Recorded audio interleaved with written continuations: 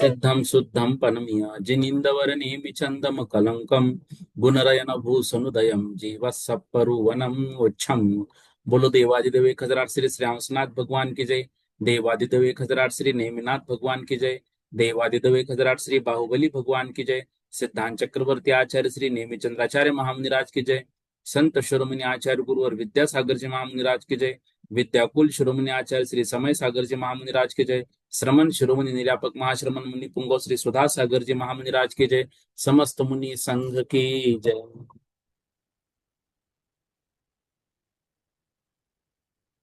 चौथे गुण स्थान तक का रिवीजन हमारा हो चुका था। आगे कह रहे हैं, जो जीव जिनेन्द्र देव में अद्वितीय श्रद्धा को रखता हुआ त्रस की हिंसा से विरत और उस ही समय में स्थावर हिंसा से अविरत होता है, उस जीव को वीरता विरत कहते हैं। अब ये जो जीव है, जिनेन्द्र भगवान में श्रद्धा है, इसलिए त्रस्त जीवों की हिंसा से दूर हो गया। अगर हमारी श्रद्धा भगवान में है तो हमें भी कोशिश करनी चाहिए कि हिंसा जो हमारे घर में हमारे द्वारा होती है वह या तो ना हो या फिर कम से कम हो। क्योंकि देखो, घर में रहते हुए हम उससे बच नहीं सकते हैं, फिर भी प्रयास करना चाहिए। हमारे परम मित्र है, अजैन समाज से है।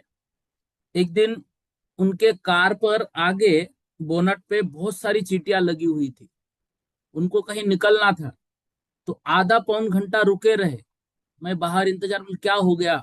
तो बोली चींटियां बहुत है और अभी मैं चला दूंगा तो वो सब मर जाएगी, तो थोड़ा मैं कम होने का इंतजार कर रहा हूँ।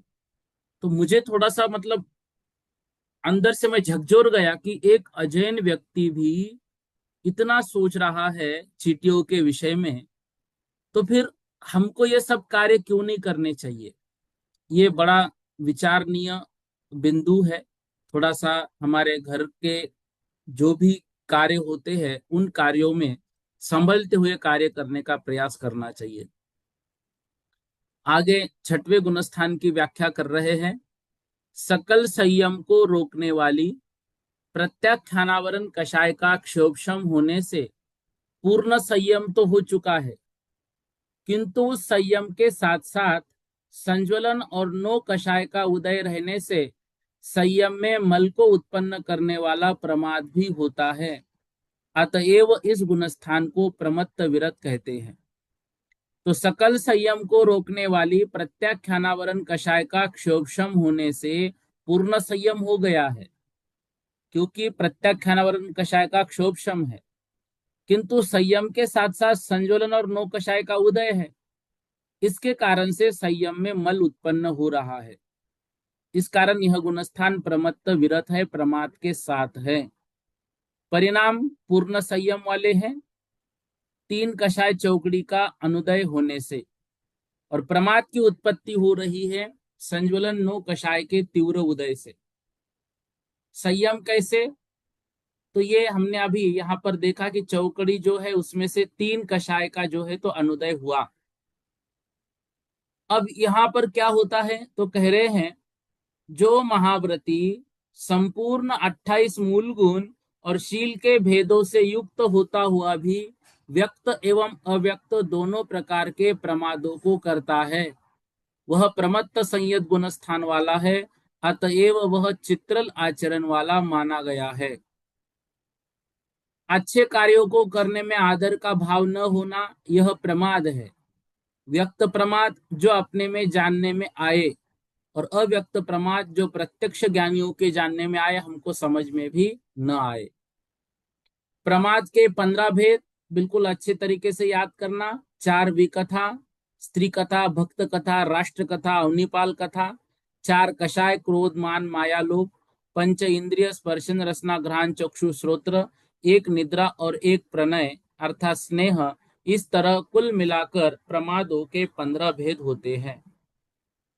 अब विकथा, संयम के विरुद्ध कथा को विकथा कहते हैं।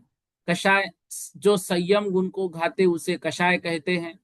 इंद्रिय, संयम विरोधी इंद्रियों की विषय प्रवृत्ति को इंद्रिय कहते हैं। निद्रा, स्त्यान गृद्य आदि 3 अथवा निद्रा प्रचला के तीव्र उदय से पदार्थों का सामान्य मात्र ग्रहण को रोकने वाली जलरूप अवस्था को निद्रा कहते हैं। बाह्य पदार्थों में ममत्व रूप भाव को स्नेह कहते हैं। प्रमाद के अन्य 5 प्रकार कहे हैं। प्रमाद के विशेष वर्णन के विषय में इन 5 प्रकारों को समझना चाहिए: संख्या, प्रस्तार, परिवर्तन, नष्ट और समुदिष्ट। तो आलापों के भेदों की गणना करना संख्या है। संख्या को रखने या निकालने के क्रम को प्रस्तार है। एक भेद से दूसरे भेद पर पहुंचने को क्रम को परिवर्तन, संख्या द्वारा भेद निकालने को नष्ट और भेद रखकर संख्या निकालने को समुदिष्ट कहते हैं। देखो, आलापों के भेदों की गणना संख्या। अब उसके भेद कितने हो सकते हैं? प्रमाद 15 प्रकार का है, लेकिन वह 15 प्रकार का प्रमाद भी कितने तरीके से कह सकते हैं, वो है संख्या। जैसे 5 इंद्रियों को, उसमें से एक इंद्रिय लिया, एक कषाय ली, ठीक है, फिर निद्रा और स्नेह दोनों तो जैसे के वैसे रहेंगे, और एक विकथा। ऐसे करते करते भेद निकालते जाएंगे, इसको कहते हैं संख्या। अब संख्या को रखना है या फिर इसका क्रम निकालना, इसको कहा जाता है प्रस्तार। एक भेद से दूसरे भेद पर पहुंचने को परिवर्तन। फिर हमको किसी ने संख्या दी, इतने नंबर का भेद कौन सा है, उसको कहते हैं नष्ट, और भेद रखकर संख्या निकालने को कहते हैं समुदिष्ट।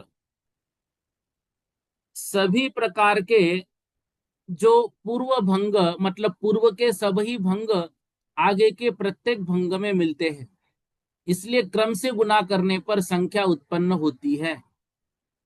तो 4 विकथा, 4 कषाय, 5 इंद्रिय, निद्रा और स्नेह, इनको सबको जब हमने एक साथ ऐसा जोड़ दिया तो ये सर्व प्रमादों की संख्या 80 आती है। ये कहलाती है संख्या। अब यहाँ पर क्रम रखा, प्रथम प्रमाद के प्रमाण का विरलन कर क्रम से निक्षेपण करके उसके एक एक रूप प्रति आगे आगे पिंड रूप प्रमाद के प्रमाण का निक्षेपण करना प्रस्तार है। प्रथम प्रस्तार, द्वितीय प्रस्तार, तृतीय प्रस्तार, ऐसे हम यहाँ पर करते जाएंगे। तो 4 विकथा में एक स्त्री, एक भक्त, एक राज, एक अवनी, इस प्रकार विरलन करके चारों कषायों को एक एक कथा में हमने डिवाइड कर दिया। फिर उसमें एक क्रोध स्त्री कथा, एक मान स्त्री कथा, एक माया स्त्री कथा, एक लोभ स्त्री कथा, ऐसे इसके 16 भेद हुए। और 16 को फिर प्रत्येक इंद्रिय 5 में हमने डिवाइड किया तो ये 80 भेद हो जाएंगे। इसको कहते हैं प्रस्तार। देखो, पहली बार जब ये पढ़ा था, जब समझा था, तब सब लोगों को कठिन लग रहा था, लेकिन अब देखो कितना इजी है। मतलब क्या है, किसी भी विषय को 2-3 बार पढ़े तो हमें समझ में आता है। जैसे 5 लड़के हैं, फिर उन 5 लड़कों के 4 तरीके के ड्रेस विद्यालय के हैं, उन्हीं 5 लड़कों के जो 5 तरीके के ड्रेस बाहर के हैं, उन्हीं लड़कों के और 2 प्रकार के ड्रेस है खेलने के हैं। अब उन 5 लड़कों को एक एक ड्रेस पहन के हमने देखा। ऐसी यहाँ पर 5 इंद्रिया है, 4 कषाय है, फिर 4 विकथा है, और फिर निद्रा और स्नेह है। तो सबको एक एक क्रम लगाते चलेंगे तो 80 भेद हो जाएंगे, और उनका फिर क्रम लगाना है तो वो प्रस्तार कहलाता है।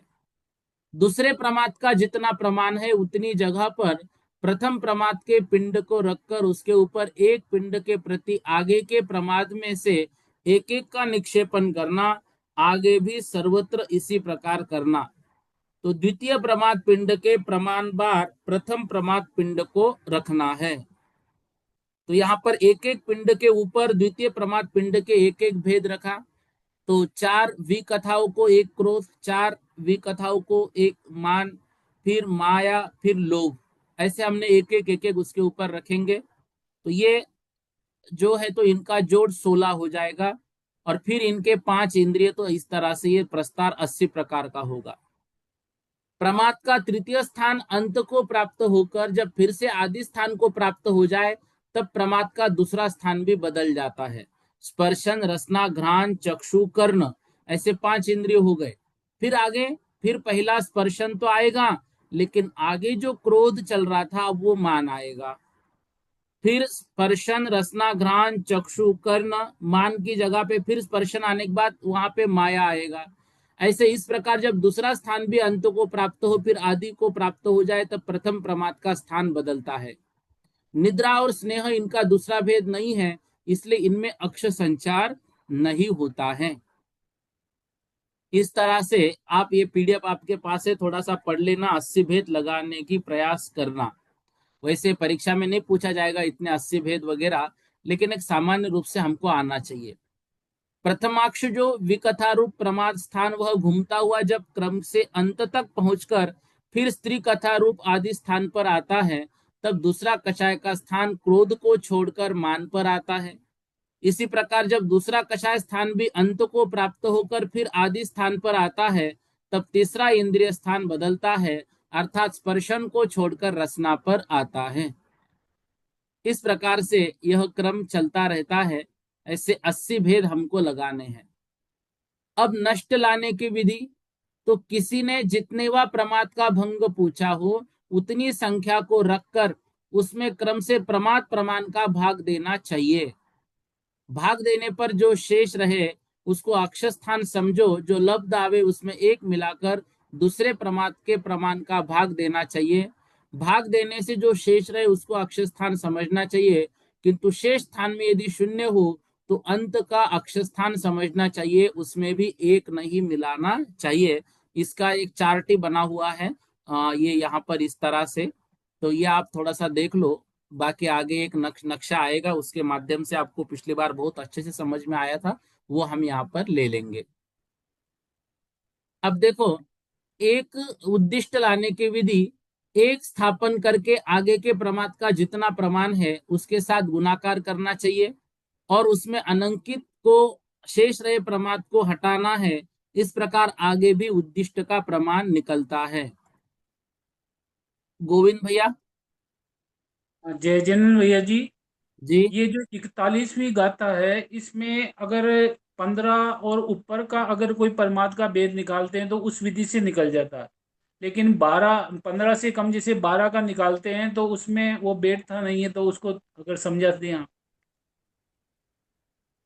मतलब क्या नहीं बैठता? 41वां गाथा, 41वीं गाथा निकालो आप। हाँ, ये क्या इसमें सामने है, बोलो। ये 15 ने इसकी जगह अगर 12 कर दें तो फिर वो आगे वो भाग देने का बेट था नहीं। इसमें मैंने पहले पूछा भी था आपसे, लेकिन जवाब आया नहीं मेरे पास। इससे अच्छा। मैंने आपको डाला था आपके व्हाट्सएप पे।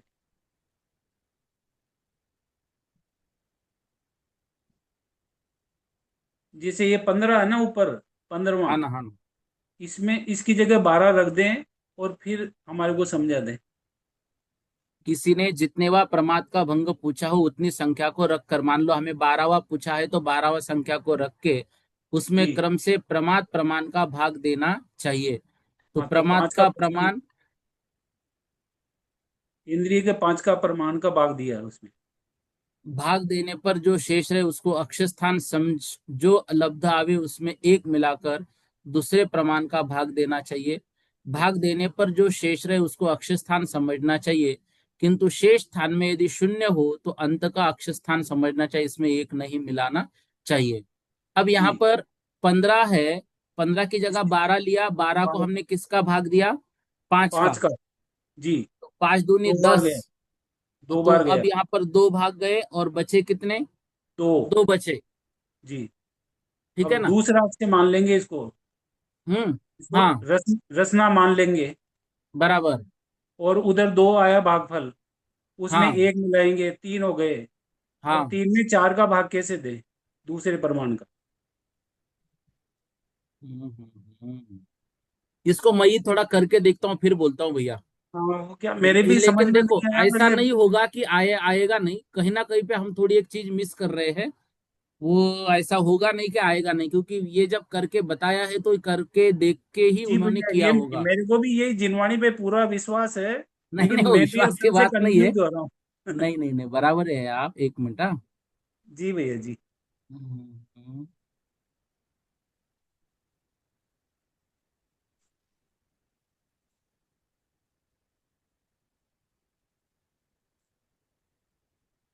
इसको एक बार रिवीजन तो कर लेते हैं, फिर मैं जी बोलता जी हूँ। भैया इसका आएगा आएगा, हाँ। रेणुका दीदी जी। जी आप बोलो। जय जिनेन्द्र भैया जी। भैया जी, जी। उद्दिष्ट की परिभाषा क्या होगी? उद्दिष्ट मतलब वहां पर होगा कि किसी ने भेद बोला है तो हमें उसकी संख्या बतानी है। भेद की संख्या। हाँ। ये अलग से शब्द है ना? हाँ, ये वो वाला उद्दिष्ट वगैरह नहीं है अपना। हाँ जी। ये जो है ना, ये उद्दिष्ट नष्ट वो वाले शब्द नहीं है, ये नए शब्द है गणित के। हाँ जी। ठीक है। हाँ जी, तो इसके लिए क्या बोलेंगे हम? इसको यही बोलना है कि मान लो हमें किसी ने संख्या पूछी, इसकी सारी व्याख्या अभी हमने एक गाथा में देखी थी, देखो। हाँ जी, संख्या ठीक है। प्रस्ताव, हाँ, वही वही व्याख्या अलापों का याद भेद कराओ। निकालना, हाँ ठीक है। प्रीति दीदी जी जैन बोलो। जय जिनेन्द्र भैया जी। हम्म। भैया जी, जो भैया अभी पूछ रहे हैं गोविंद भैया, 12 नंबर का जो निकालना है, हम्म। तो उसमें हम लोग 5 से जब भाग देंगे तो 2 बार जाएगा। हाँ। और फिर नीचे बचा 2, हम्म। तो दूसरी इंद्री हो गई नीचे वाली। हाँ। और जो 2 से भाग दिया उसमें +1 कर देंगे। हाँ। तो ये तीसरा आपका कथा हो गई तीसरे नंबर की। हम्म। तो इसमें प्रॉब्लम कहाँ आ रही है? एक मिनट, गोविंद भैया। जी जी भैया जी। जी। दीदी क्या बोल रही है, अगर बोलो दो दीदी। दो भागफल में दो दो में एक जोड़ेंगे 3 हो गया, अब दूसरे परमार्थ का भाग उसमें देना है, और वो दूसरा परमार्थ है 4, तो 3 में 4 का भाग कैसे दें? नहीं, तो फिर भाग देना ही नहीं ना, यहीं पे एंड हो जाएगा। फिर भी वो भंग नहीं बैठता बहन जी, आप देखो। आप 5 इंद्री से भाग दे रहे हो। हाँ, अब 5 तो इंद्री दो का बार पहले गया, भाग दिया। दो बार गया ना, मतलब, हाँ, और दो वहाँ दो बचा। बार गया। हाँ, अब तो नीचे तो आपका 2 जो आ गया नीचे अक्ष 2 बचा स्थान, वो तो दूसरी दूसरी इंद्री दूसरी मान ली इंद्री हो उसको। गई। अब दूसरा है भागफल में एक जोड़ना, अगर नीचे अगर कोई शेष रहता तो 2 बचे, तो एक जोड़ेंगे उसमें, तो 3 हो गए। हाँ, अब तो 3 में तीसरी हम आपकी कथा दूसरे हो गई। परमार्थ का भाग देंगे। तो अब 3 में दूसरे परमार्थ का भाग कैसे देवें, ये समझ में नहीं आ रहा। नहीं अगर ठीक है उसको दीदी, इसमें दूसरा देख लेते, कुछ तो भी एक चीज मिस हो रही है, उसको थोड़ा सा देख के पूछ के मैं बोलता हूँ कल के इसमें। जी जी भैया जी। हाँ हाँ। माया दीदी जी बोलो। भैया जी जय जैन। ये जय। उद्दिष्ट बड़ी की मात्रा लगाई हुई है, मतलब जहां से प्रश्न लिया है मैंने, तो वो उद्दिष्ट अलग है और ये समुद्दिष्ट वाला ये उद्दिष्ट अलग है भैया ये जी। अलग है, वो आप कहाँ से ले, अब उसका देखो, हर एक नहीं, चीज वे का कोई प्रकरण क्वेश्चन होता पेपर में ही है। आया है आपके, किसी क्वेश्चन पेपर में पता नहीं कहाँ से आया था, तो मैंने लिख रखा है उद्दिष्ट पूछना है। उद्दिष्ट तो इसमें यही है, देखो, दूसरा नहीं है। हाँ, तो यही वाला मानेंगे, वो मात्रा की गलती हो सकती है या तो उसमें फिर कैसे हो सकता है। इसका। और एक प्रश्न ये उससे है, ये जो अपर्याप्तक के भेद, हम्म। तो उसमें निर्वृत्त पर्याप्तक और लब्ध पर्याप्तक दोनों आ जाएंगे। बराबर, दोनों ही होते हैं। और पर्याप्त ये दोनों पर नाम कर्म, पर्याप्त नाम कर्म से होता है ना उनका, तो वैसे उनका नाम कर्म तो निवृत्त ये मान। पर्याप्तक, निवृत्त पर्याप्तक के पर्याप्त नाम कर्म है, लब्ध पर्याप्तक के अपर्याप्त नाम हाँ कर्म है। हाँ, और भेद में आएगा तो हम दोनों को लिखेंगे, है ना। हाँ। जी भैया जी। ममता दीदी जी बोलो। जय जिनेन्द्र भैया। हम्म। मेरा प्रश्न है कि जैसे नंबर शांत्र मार्गणाएं आ रही है, उसमें एक आ रहा हम्म। है वैकृत मिश्र, हम्म। तो उसमें 12 मुद्दत का अंतर आ रहा है। तब हम्म। वैकृत मिश्र के बाद में ही तो देव और नारकी बनते हैं, तो इसका मतलब वैकृत मिश्र में अंतर आ रहा है, तो फिर देव और नारकी में भी अंतर आना चाहिए। तो आता फिर है ना, उतना समय तक वहां पर उत्पन्न नहीं होते हो। तो फिर ऐसे बोला ना कि अंतर में जब मूल मार्गणा में अंतर अंतर नहीं पड़ता, तो ये तो गति में तो त्रियंच देव मनुष्य, ये तो मूल हो गए, तो इसमें अंतर क्यों आया फिर? देखो, देव या नरकों में कहीं ना कहीं जन्म होगा ना, तो वो उसमें मूल इसमें अंतर नहीं पड़ेगा। नहीं तो फिर जब आपकी जिन्होंने जैसे आहारक और आहारक मिश्र दोनों का लिया सांतर मार्गण ने, तो फिर हम्म। वैक्रिक मिश्र की बात में देव और नारकी क्यों नहीं लिया फिर? क्योंकि दो अलग अलग है ना वो। आहारक में तो एक ही मुनि महाराज जी है, दो गति अलग अलग है ना। नहीं, आहारक, आहार के बाद में आहारक मिश्र बना, हम्म। ठीक है, तो फिर ऐसे ही वैक्रिक मिश्र के बाद में देव और नारकी बन रहे हैं, तो वैक्रिक हम्म। वाला, तो इसका, आप तो क्या पूछ रहे, प्रश्न पूछो एक बार। मैं पूछ रही हूँ कि जैसे वैक्रिक मिश्र में अंतर पड़ रहा है, तो मतलब देव और हम्म। नारकी नहीं बनेंगे, तो जबकि हम्म। देव गति में तो कभी भी अंतर पड़ता ही नहीं है ना। गति में तो केवल 8 मार्गना ही तो बताई गई है अंतर वाली तो। वैक्रिक मिश्र में अंतर पड़ता है ना दीदी, मतलब वहां पे देखो, वैक्रिक मिश्र का मतलब वहां पे जब जन्म लेंगे वो जीव, तो वहां पे कुछ सेकंड का गैप हो सकता है उत्पाद जन्म में। उत्पाद जन्म में हो रहा है मतलब। हाँ, ठीक है। हम्म। गोविंद भैया। हाँ जय जन भैया जी, ये अपने हाँ इसी इसी गाथा में इसी सब्जेक्ट के ऊपर उद्दिष्ट और समुद्दिष्ट, ये दो दो वर्ड आए हैं भैया जी। हाँ, है ना, है ना। नहीं, वो हाँ उद्दिष्ट दीर्घ कह रहे हैं, वो दीर्घ दी, वो तो कहीं अपने को आया नहीं है। हाँ, इसमें ये दोनों शब्द तो इसमें आए हैं पढ़ने में, हाँ, उद्दिष्ट उद्दिष्ट और समुद्दिष्ट समुद्दिष्ट। है। जी। उर्मिला दीदी जी बोलो। भैया जी जय जिनेन्द्र। जय भैया जी जिनेन्द्र। मैं ये कह रही हूँ सुधा सागर के बुक का कुछ डाल दीजिए, बिल्कुल कुछ है भी नहीं, पढ़ते भी नहीं बनेगा, कल कैसे पीडीएफ मिल करेंगे? जाएगी आपको। ठीक है भैया। सुगम भैया जी A34 लिखा है, बोलो।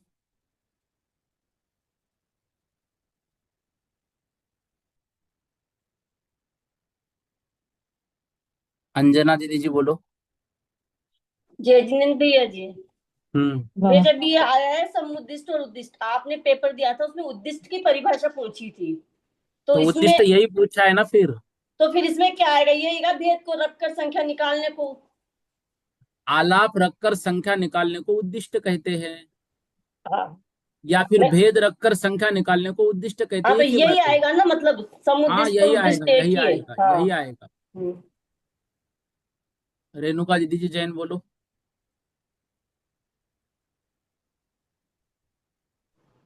जो ये पूछ रहे हैं वैक्रिक मिश्र में सांतर मागना मागना का पूछ रहे हैं ना, 12 मुहूर्त उसका ना वो है, 12 मुहूर्त उसका काल है ना, तो उसमें कोई देव और नार की जन्म नहीं लेता, इसलिए वहां पे वो आया। वही तो बोला ना फिर। हम्म। ठीक है। ठीक है। अंजना दीदी जी हो गया ना। विद्या A22 लिखा है, बोलो। जय जिनेन्द्र भैया जी। भैया जी। जी मुझे 12 वाली बात में समझना है कि कंफ्यूजन क्या है। इसमें आ तो रहा है स्त्री विकथा आएगी, कसाय माया आएगी, और इंद्रिया में मैं ये थोड़ा जो, लगा के देखेंगे, एक बार आप कागज पे लगा के देखो और मुझे भेजो। मैं भी इसको लगा के देखता हूँ, फिर क्लास में देखो। गोविंद भैया ने उसको इसके पहले भी पूछा, ऐसा कह रहे, मतलब उन्होंने लगा के देखा होगा, कुछ तो भी दिक्कत आई होगी। अब वो देखेंगे ना, उसमें कुछ ना कुछ तो होगा। आप भी कागज पे बनाओ, मुझे व्हाट्सअप करो दीदी, अगर आ रहा है तो बहुत बढ़िया है। ठीक है। जी भैया जी। रेखा दीदी जी बोलो। अनम्यूट करो।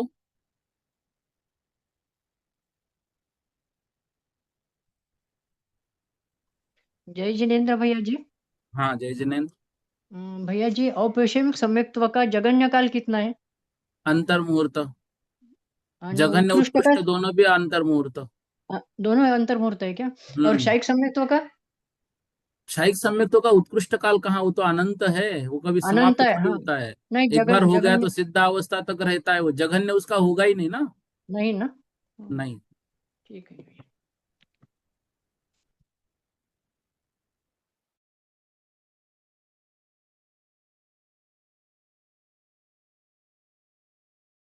करके आगे के प्रमाद का जितना प्रमाण है उसके साथ गुणाकार करना चाहिए, और उसमें जो अनंकित हो उसको घटाए। इस प्रकार आगे भी करने से उद्दिष्ट का प्रमाण निकलता है। अब यहाँ पर ये कह रहे हैं, एक का स्थापन करो, एक स्थापन किया, प्रमाद पिंड का गुना करो तो 1 × 4, विकथा के अनंकित स्थान को घटाओ तो 2 घटा दिए 2, अगले प्रमाद पिंड का गुना करो, 2 × 4 8, कषाय के अनंकित स्थान घटाओ, 1 घटाया 7, अगले प्रमाद का पिंड गुना करो 35, तो इंद्रिय के अनंकित स्थान घटाओ 35 मान्य 0, तो यह भंग 35वां है। अब ये ऐसे समझ में नहीं आएगा, इसके जो गुण यंत्र दिए हैं, ये गुण यंत्र से ये विषय समझ में आ जाता है। कह रहे हैं कि 3 प्रमाद स्थानों में क्रम से प्रथम 5 इंद्रियों के स्थान पर 1, 2, 3, 4, 5 क्रम से स्थापन करना, 4 कषायों के स्थान पर 0, 5, 10, 15 स्थापन करना, तथा विकथाओं के स्थान पर क्रम से 0, 20, 40, 60 स्थापन करना। ऐसा करने से नष्ट उद्दिष्ट अच्छी तरह समझ में आ सकते हैं, क्योंकि जो भंग विवक्षित हो उसके स्थानों पर रखी हुई संख्या को परस्पर जोड़ने से यह कितनेवा भंग है अथवा इस संख्या वाले भंग में कौन कौन सा प्रमाद आता है, यह समझ में आ सकता है। तो प्रथम प्रस्तार का गूढ़ यंत्र, ये देखो, ये गूढ़ यंत्र आप ऐसे के ऐसे याद करना। 5 इंद्रिय पहले लिखे, 1, 2, 3, 4, 5 नंबर दिया, फिर क्रोधमान मायालोभ 0, 5, 10, 15, 5 से बढ़ाया, और स्त्री भक्त राष्ट्र अवनिपाल कथा को रखा, 20 से बढ़ाना है, 0, 20, 40, 60। अब यहाँ पर जो भी नंबर पूछा जाएगा तो उसको हमें जोड़ना है।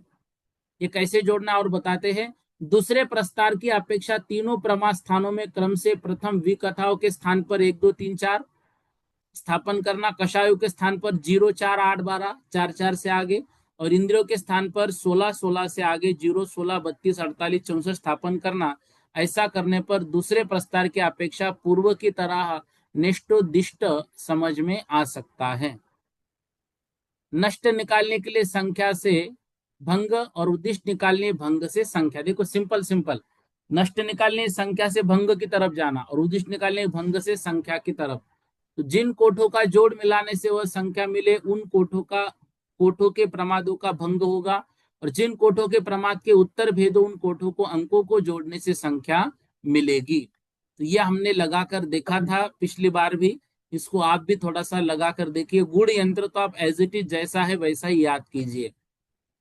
आगे कह रहे हैं, जब संज्वलन और नौ कषाय का मंद उदय होता है तब सकल संयम से युक्त मुनि के प्रमाद का अभाव हो जाता है, इसलिए इस गुणस्थान को अप्रमत्त संयत कहते हैं। इसके 2 भेद है, एक स्वस्थान प्रमत्त और दूसरा सातिशय अप्रमत्त।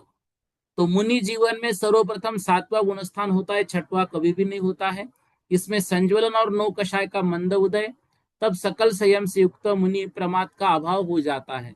6वां गुणस्थान 7वें का काल समाप्त होने पर प्राप्त होता है। यहाँ पर अप्रमत्त विरत प्रमाद का अभाव है, और संज्वलन और नौ कषाय के मंद उदय के कारण सकल संयम से युक्त है 3 कषाय चौकड़ी का अनुदय।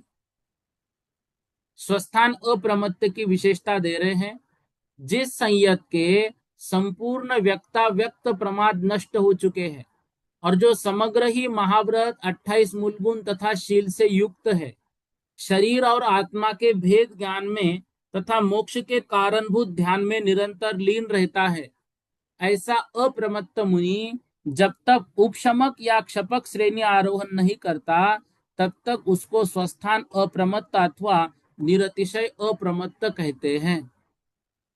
फिर से, जिस संयत के संपूर्ण व्यक्त प्रमाद नष्ट हो चुके हैं, जो दिखने में भी नहीं आ रहे हैं और केवली भगवान के भी ज्ञान में नहीं आएंगे क्योंकि वो नष्ट ही हो चुके हैं, जो समग्र ही महाव्रत 28 मूल गुण तथा शील से युक्त है, शरीर और आत्मा के भेद ज्ञान में तथा मोक्ष के कारणभूत ध्यान में निरंतर लीन रहता है, ऐसा अप्रमत्त मुनि जब तक उपशमक या क्षपक श्रेणी का आरोहण नहीं करता तब तक उसको स्वस्थान अप्रमत्त अथवा निरतिशय अप्रमत्त कहते हैं। 7वां गुणस्थान स्वस्थान अप्रमत्त विरत, जिसमें जीव 6वें 7वें गुणस्थान में गमनागमन करता है। सातिशय अप्रमत्त विरत, जिसमें जीव श्रेणी आरोहण करता है। तो 6वें 7वें में स्वस्थान ऊपर गमन करेगा सातिशय वाला। अब सातिशय की विशेषता बता रहे हैं, अप्रत्याख्यानावरण, प्रत्याख्यानावरण और संज्वलन संबंधी क्रोध मान माया लोभ, इस तरह 12 और 9 हास्यादिक 9 कषाय कुल मिलाकर मोहनीय कर्म की 21 प्रकृतियों के उपशम या क्षय को आत्मा के ये 3 करण अर्थात 3 प्रकार के विशुद्ध परिणाम निमित्त भूत है। अधकरण, अपूर्वकरण और अनिवृत्तिकरण। उनमें से सातिशय अप्रमत्ता अर्थात जो श्रेणी चढ़ने के लिए सम्मुख या उद्यत हुआ वह नियम से पहले अध प्रवृत्तकरण को करता है। श्रेणी अर्थात चारित्र मोहनी के 21 प्रकृतियों के उपशम या क्षय के निमित्तभूत वृद्धिंगत वीतराग परिणाम। उपशम श्रेणी 21 प्रकृतियों के उपशम से, क्षपक श्रेणी 21 प्रकृतियों के क्षय से। इनके गुणस्थान हमको मालूम है। अब ये अनंतानुबंधी 4 प्रकृतियों को क्यों छोड़ दिया? अनंतानुबंधी 4 का अंतकरण रूप उपशम नहीं हो सकता, इसलिए उसे उपशम श्रेणी चढ़ने के पूर्व ही विसंयोजित कर दिया जाता है। क्षपक श्रेणी क्षायिक सम्यक दृष्टि ही चढ़ता है, उसके अनंतानुबंधी 4 का सत्व होता ही नहीं। इस तरह श्रेणी चढ़ते समय अनंतानुबंधी 4 का सत्व ही नहीं होता, अतः मोहनी की शेष प्रकृतियों का उपशम या क्षय किया जाता है। दर्शन मोहनियों की 3 क्यों छोड़ दिया? दर्शन मोहनी की 3 प्रकृतियों का श्रेणी चढ़ने के पूर्व ही उपशम कर दिया जाता है अथवा क्षय कर दिया जाता है, इसलिए इन 3 प्रकृतियों को छोड़कर शेष का क्षय या उपशम किया जाता है। क्षायिक सम्यक दृष्टि मुनिराज उपशम श्रेणी या क्षपक श्रेणी आरोहण कर सकते हैं। उपशम सम्यक दृष्टि मुनिराज उपशम श्रेणी ही आरोहण कर सकते, क्षपक श्रेणी नहीं चढ़ेंगे। क्षायोपशमिक सम्यक्ति अप्रमत्त सहित मुनिराज अनंतानुबंधी की विसंयोजना करके फिर विश्राम करके दर्शन मोह का उपशम करें अथवा दर्शन मोह की क्षपना करें। विश्राम करके अध प्रवृत्तकरण प्रारंभ करके अथवा क्षायोपशमिक सम्यक्ति अप्रमत्त संयत मुनिराज अध प्रवृत्तकरण प्रारंभ करके। प्रथमोपशम सम्यक्त्व अनंतानुबंधी 4 दर्शन मोह की 1, 2, 3 प्रकृतियों के उपशम से मिथ्यात्व गुणस्थान से 4, 5 और 7वें गुणस्थान में जो उपशम सम्यक्त्व प्राप्त होता है उसको प्रथमोपशम सम्यक्त्व कहते हैं। इस श्रेणी में आरोहण नहीं किया जाता। उपशम श्रेणी चढ़ने के सन्मुख अवस्था में क्षायोपशमिक सम्यक्त्व से जो उपशम सम्यक्त्व प्राप्त होता है उसे द्वितीयोपशम सम्यक्त्व कहते हैं। द्वितीयोपशम सम्यक्त्व प्राप्त करने की प्रक्रिया 4 से 7वें गुणस्थान में होती है। यह जीव पहले ही अनंतानुबंधी की विसंयोजना किया हुआ रहता है। 3 करण की विशेषता यहाँ बता रहे हैं। अध प्रवृत्त करण के काल में ऊपर के समयवर्ती जीवों के परिणाम नीचे के समयवर्ती जीवों के परिणाम के सदृश अर्थात संख्या और विशुद्धि की अपेक्षा समान होते हैं, इसलिए प्रथम करण को अध प्रवृत्त करण कहते हैं। मतलब 3 जीव यदि साथ में बैठे हैं और 3 जीव उसके बाद 10 मिनट बाद बैठे हैं तो ये पहले 3 सम समयवर्ती हुए, आगे की 3 इनके अपेक्षा से विषम समयवर्ती हुए। तो यहाँ पर इन दोनों के परिणाम भी मतलब एक तरह के मिल दोनों के सरीके भी हो सकते, बाद में बैठे वाले भी इनके बराबर आ गए, मतलब ये अध प्रवृत्तकरण परिणाम है। जहां भिन्न समयवर्ती जीवों के परिणाम समान भी हो सकते, भिन्न भी। अपूर्वकरण जहां भिन्न समयवर्ती जीवों के परिणाम भिन्न ही होते हैं। अनिवृत्तिकरण जहां समान समयवर्ती जीवों के परिणाम समान ही होते हैं। 3 करण एक जीव की अपेक्षा है या नाना जीवों की अपेक्षा। ये तीनों करण नाना जीवों की अपेक्षा से कहे जाते हैं। एक जीव की अपेक्षा से तो प्रति समय अनंत गुना विशुद्ध परिणाम ही होते हैं। त्रैकालिक अनंत जीवों के परिणामों को देखकर उनमें पाई जाने वाली सदृशता असदृशता को इन 3 करणों के द्वारा बताया गया है। इस अध प्रवृत्तकरण का काल अंतर्मुहूर्त मात्र है, उसमें परिणाम असंख्यात लोक प्रमाण होते हैं। ये परिणाम ऊपर ऊपर सदृश वृद्धि को प्राप्त होते गए हैं। अब यहाँ पर ये सारी चीजें यहाँ पर समझाई हुई है। स्थिति बंधापसरण क्या है, अनुभाग बंधापसरण क्या है, अनुभाग बंध कैसे बढ़ता है, और ये सारी चीजें थोड़ा सा पढ़ लेना, पीडीएफ आपके पास है। अपूर्वकरण की विशेषता बता रहे हैं। जिसका अंतर मुहूर्त मात्र काल है, ऐसे अध प्रवृत्तकरण को बिताकर सातिशय अप्रमत्त जब प्रति समय अनंत गुनी विशुद्धि को लिए हुए अपूर्वकरण जाति के परिणामों को करता है, तब उसको अपूर्वकरण नामक अष्टम गुणस्थानवर्ती कहते हैं। इस तरह से 50 गाथा रिवीजन स्वरूप हमारी हुई। इसके आगे कल की कक्षा में ले लेंगे। फिर कथा। ठीक है। बोधि समाधि परिणाम विशुद्धि स्वात्मोपलब्धि शोषो के सिद्धि चिंतामणि चिंतित वस्तुदानी तौमंद मानस ममास्तु देवी।